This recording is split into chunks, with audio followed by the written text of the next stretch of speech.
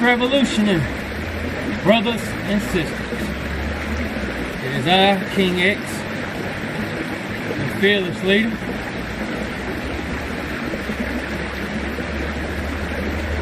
And I wanted to come to you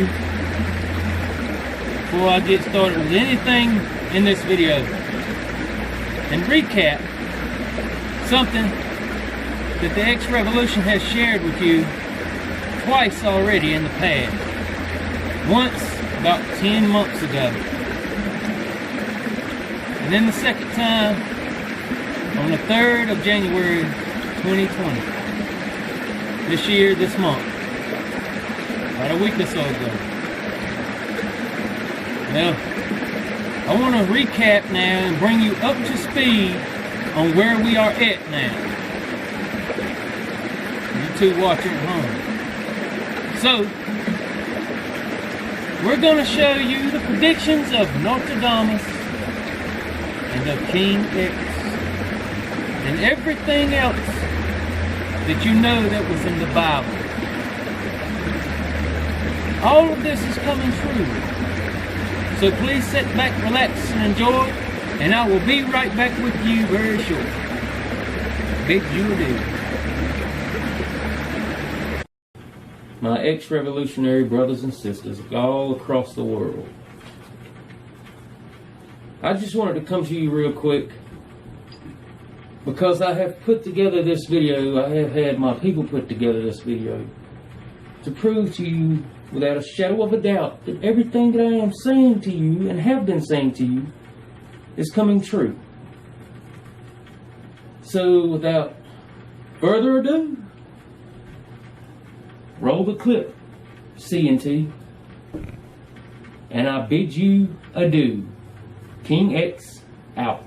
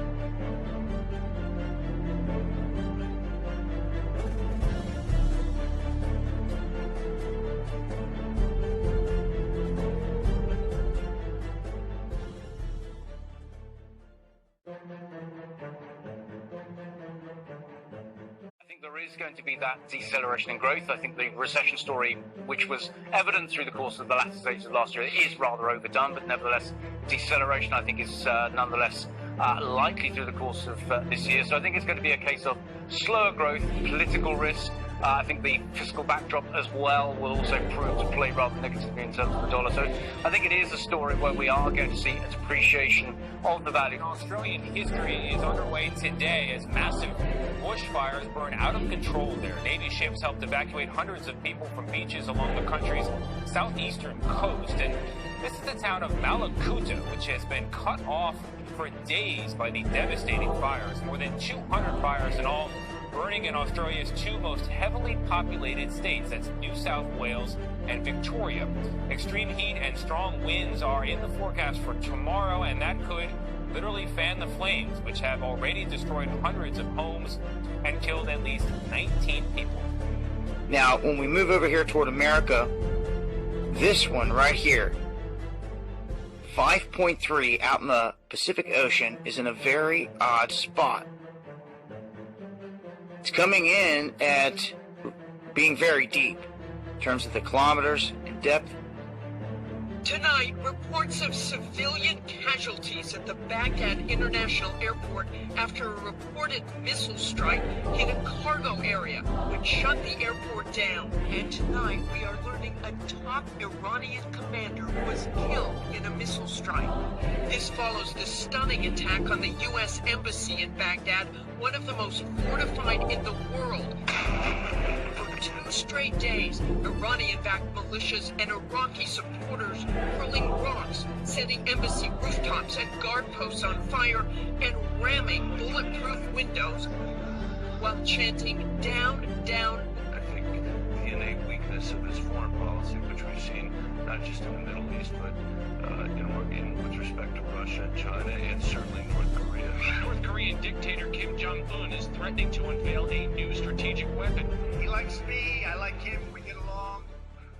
He's representing his country, I'm representing my country. We have to do what we have to do. Kim says his country is no longer constrained by his agreement with the president to halt nuclear and ballistic missile tests. The U.S. tried unsuccessfully for a year and a half to get North Korea to dismantle its weapons. Kim now promises to move even further away from a deal. And while the president says he's ready to sign phase 1 of a trade agreement with China in 2 weeks at the White House, there are a host of economic and human rights differences between the two countries. The U.S. has supported democracy protesters in Hong Kong and has denounced China's surveillance, detention, and re-education of its Uyghur Muslim minority. And there's the prospect of a peace deal with the Taliban in Afghanistan, differences or cooperation with Russia, Nicolas Maduro's endurance in Venezuela, a Ukraine-centered impeachment trial, questions on the U.S. relations with its oldest European allies, and all else unexpected from international events or an unpredictable president.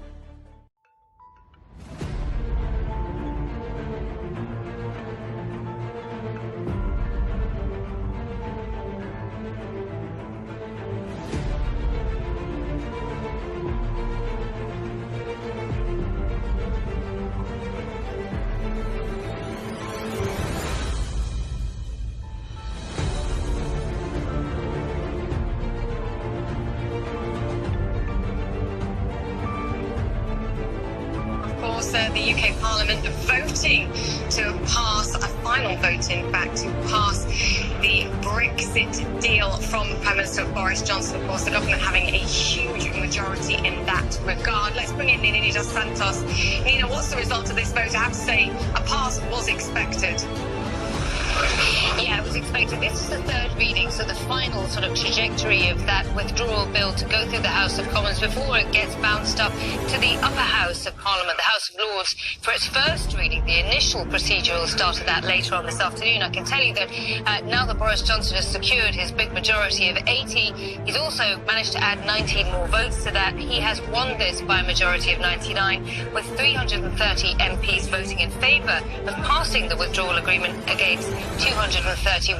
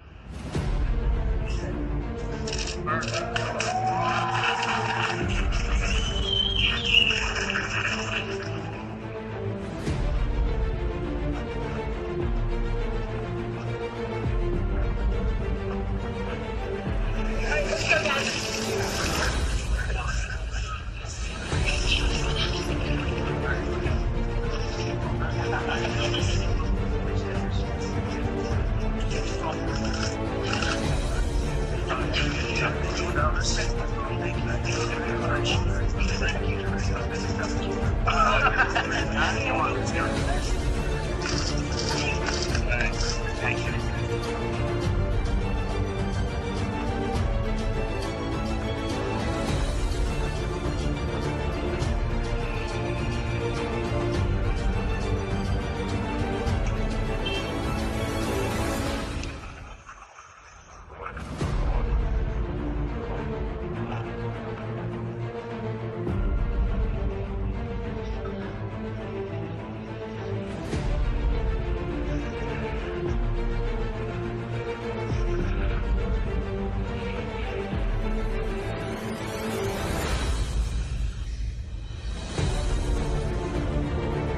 As long as I'm President of the United States, Iran will never be allowed to have a nuclear weapon. Good morning. I'm pleased to inform you the American people should be extremely grateful and happy. No Americans were harmed in last night's attack by the Iranian regime. We suffered no casualties. All of our soldiers are safe, and only minimal damage was sustained at our military bases. As we continue to evaluate options in response to Iranian aggression, the United States will immediately impose additional punishing economic sanctions on the Iranian regime. These powerful sanctions will remain until Iran changes its behavior. The fact that we have this great military and equipment, however, does not mean we have to use it. We do not want to use it.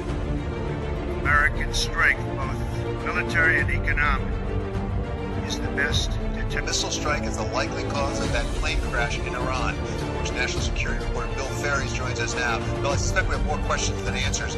Give us as many answers as we can get. Do we know anything more than what I just said? U.S. officials think it was a missile.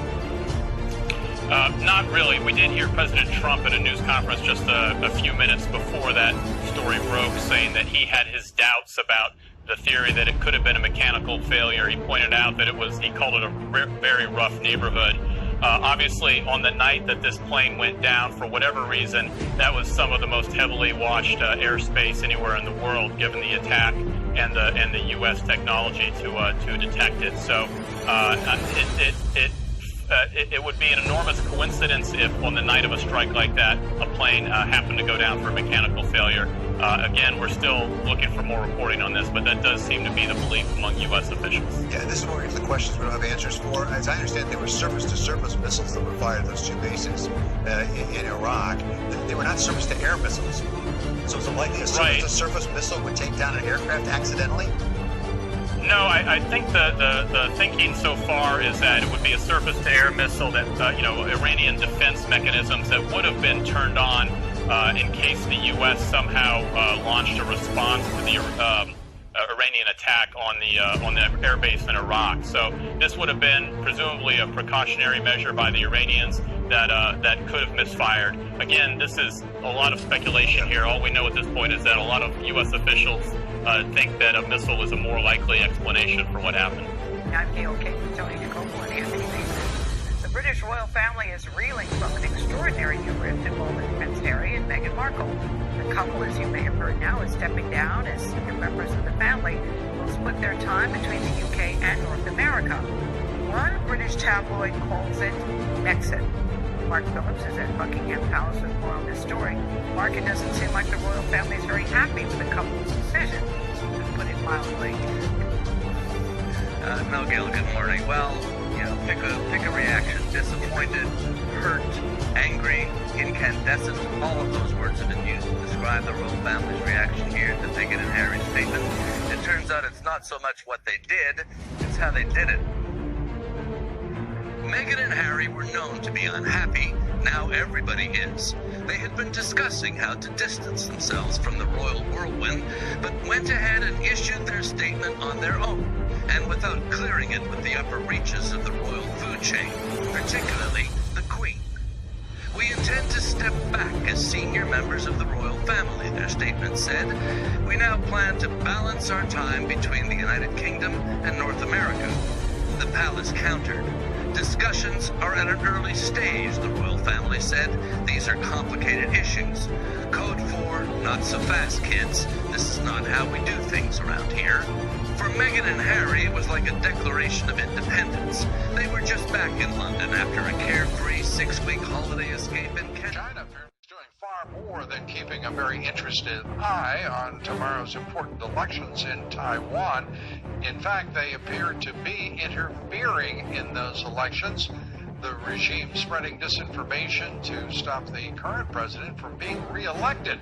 She rejects, quote, one country, two systems idea for Taiwan that is in effect in Hong Kong.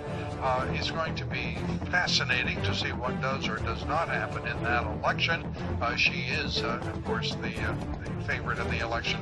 The targeted killing of a top Iranian general has inflamed tensions in the Middle East and brought the U.S. and Iran perilously close to war. At the White House Friday, Secretary of State Mike Pompeo again was pressed by reporters to explain why President Donald Trump ordered the killing. Pompeo defended the strike, insisting the U.S. was facing imminent threats. I don't know exactly which minute, we don't know exactly which day it would have been executed, but it was very clear Qasem Soleimani himself was plotting a broad, large-scale attack against American interests, and those...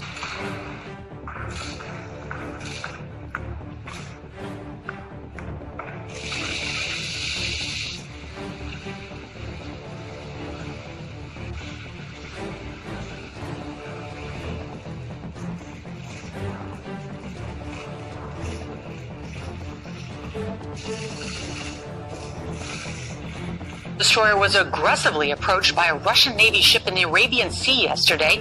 The Fifth Fleet says it was a near collision. The Russian ship came within 60 yards of the USS Farragut. The American ship responded with 5 short blasts of its horn, and the Russians eventually changed. He's been born into the royal family. That's fair enough, but they're grown-ups. They should be able to make their own choices. It's a good thing that they're stepping back and having their own life, but at the end of the day, it shouldn't really matter that much. It's their life. We shouldn't be controlling it. It's not for us to decide. Like, it's between them and their family and the royal family. But at the end of the day, like, there's more pressing things that you should be caring about, like climate change and all this horrible stuff in the Middle East. People either love the fact that they're bringing the royal family into the 21st century, or they completely hate it. And I'm very much against, especially like a woman of colour coming into the royal family, and especially due she's not British. I think definitely with Meghan, her being divorced, and also her being mixed race as well, that's probably not gone down very well. But if Harry's happy, if Meghan's happy, that's all that matters. Diana will be so proud of her boys and standing up for what they believe, especially with their ladies. They deserve privacy, and sort of, especially with a bump years ago, and she was up down. I think everybody has a right to privacy.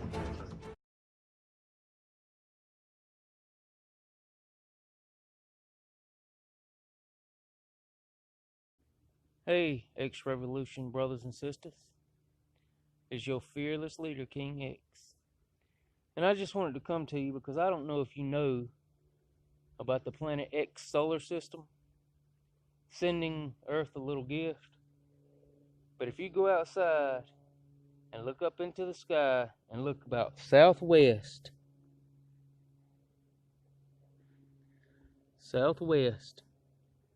you will see it. That light right there. That is the gift that your governments don't want you to know about.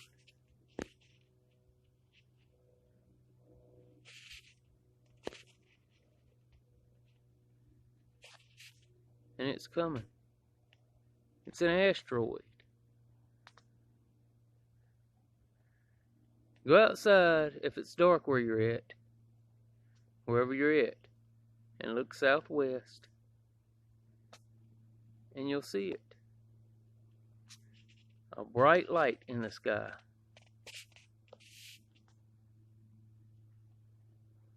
That's your gift that's coming, and the governments, your governments, do not want you to know this. They have built their caves. Just wanted you to see this, guys. Now here comes the final speech of the video.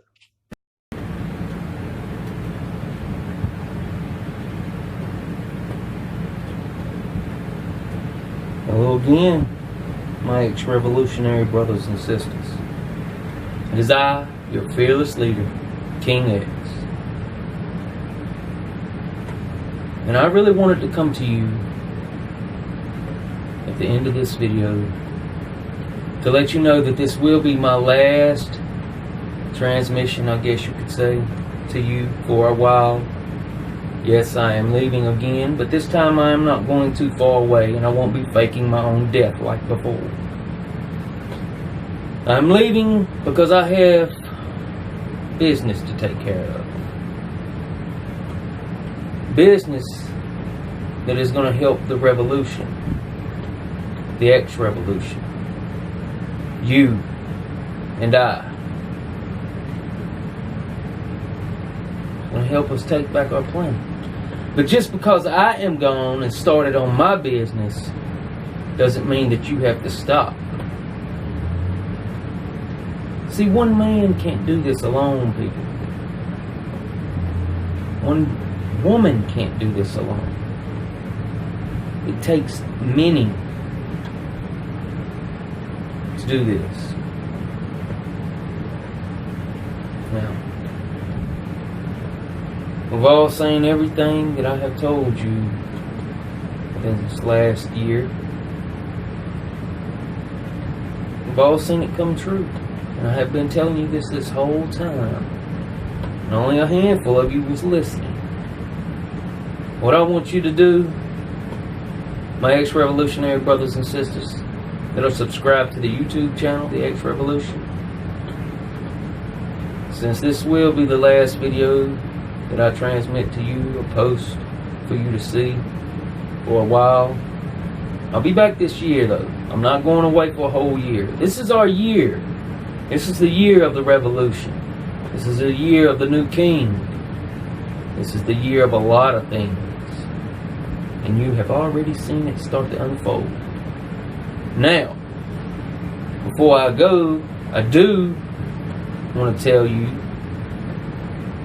you may be want to be on the lookout for North Korea and Kim Jong-un, or Kim Jong-un, whatever you want to call him. You know, the dictator of North Korea. You may be want to be on the lookout for him possibly doing something or coming back into the news on the 16th of January. That's January 16th, 2020. A couple of days from now. I just have a feeling. And if you want everyone to know that you are part of the revolution, I'm going to show you something that I normally don't do. But it's not like I'm the only one that has it. But if you want to be part of the revolution, as you can see, there's our symbol. The X-Revolution. This is where we put it.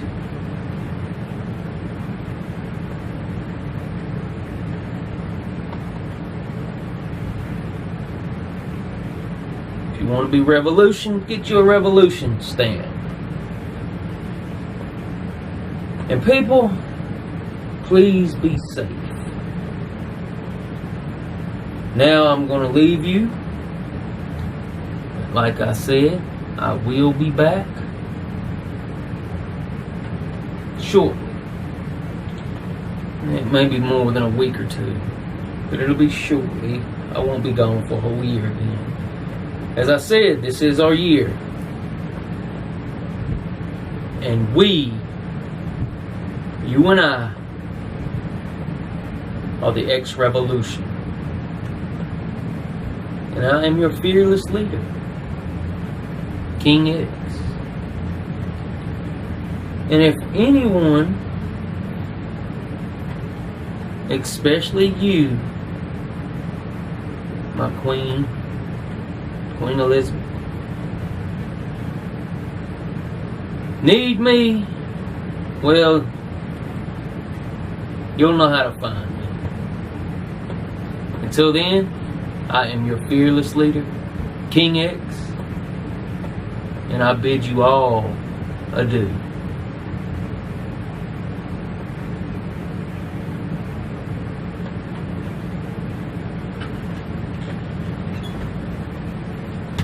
I'll see you again soon.